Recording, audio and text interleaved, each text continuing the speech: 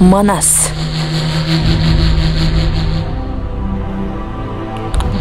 Улуу кыргыз дөөлөтү. Манасчылар. Саякбай Каралаев, Сагынбай Орозбаков, Жусуп Мамайулу.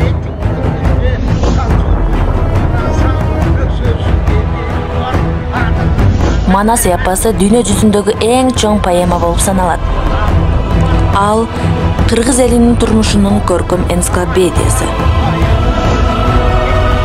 Эпоста кыргыз элинин каада салты, үрп-адаты кенен камтылган. Манас эпосы кыргыз элинин чыныгы жүзү. Кыргыз элинин эң чоң байлыгы.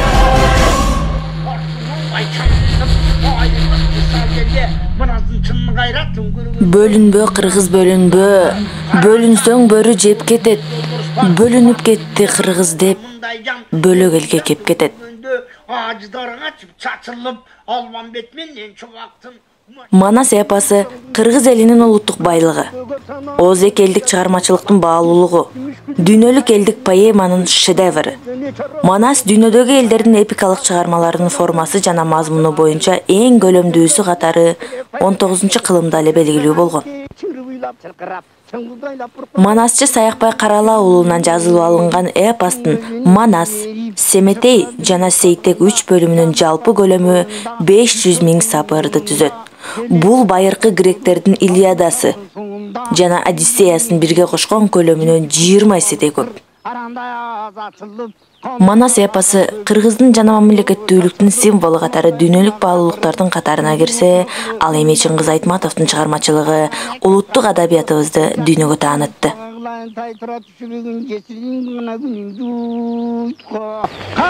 Манастын тарихын, Манастын жөнүн сүйлөй турган болсок, Каралаевсиз ал сөз болууга да мүмкүн эмес.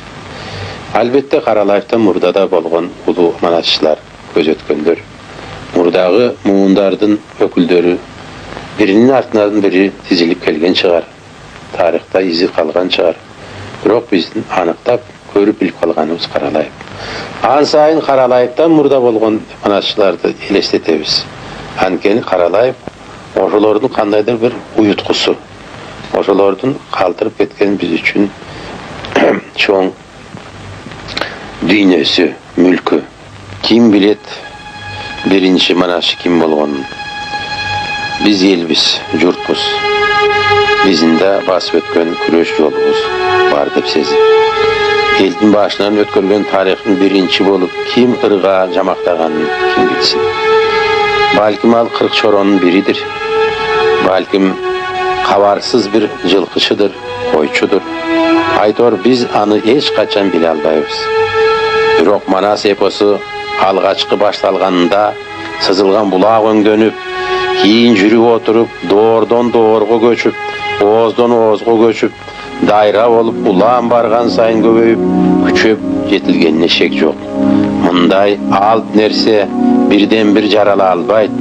Бул алып чыгармага кыргыз журтунун нечен катар муундары эмгек сиңирип, буга өздөрүнүн эң мыкты таланттарын, эң мыкты ойчулдарын жууруштуруп жумшап келген. Барган сайын, кылымдан кылымга өткөн сайын Манас эпопеясынын өзөнү тереңдеп, жүрө бара илимдин күчү менен өзөн деңизге, деңиз океанга айланган.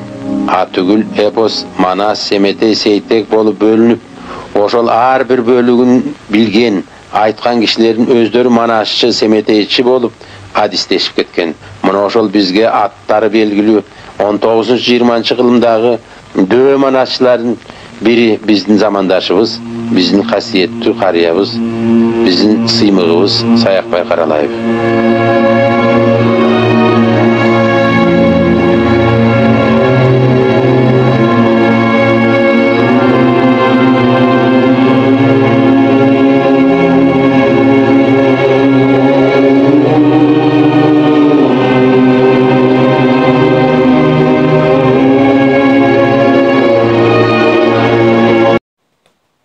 Жазуучубуз Чыңгыз Айтматовдун чыгармалары бүгүнкү күндө дүйнө жүзүндөгү 200-гө жакын чет тилине которулган.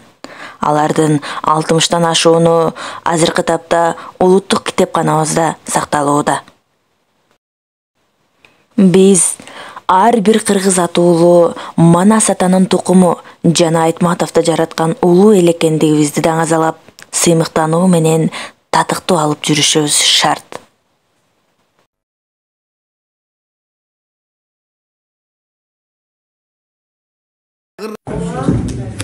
Akkan yaşın kırgızdın kıyıdan batır. Saçılıp etken kırgızdı cıygan batır. Tuğ götürüp yol başlap turgan batır.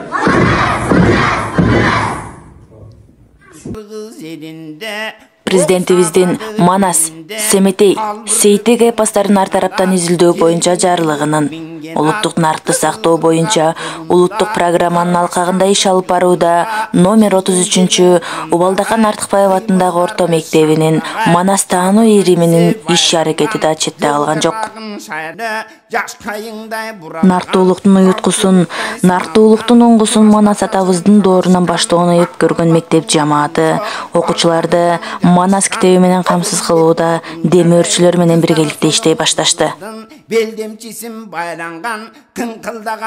Жыйынтыгында 1985 жылкы 20 жылдык бүтүрүүчүлөрүбүз Сагынбай Орозбаковдун вариантындагы 4 томдук китепти мектепке белекке калтырышты.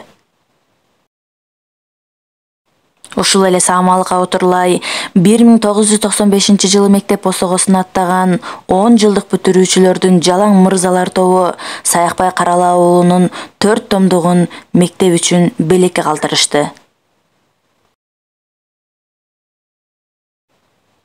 Кымбаттуу көрөрмандарым, сүйүктүү окуучуларым, биздин милдетибиз окуу, жана да окуу.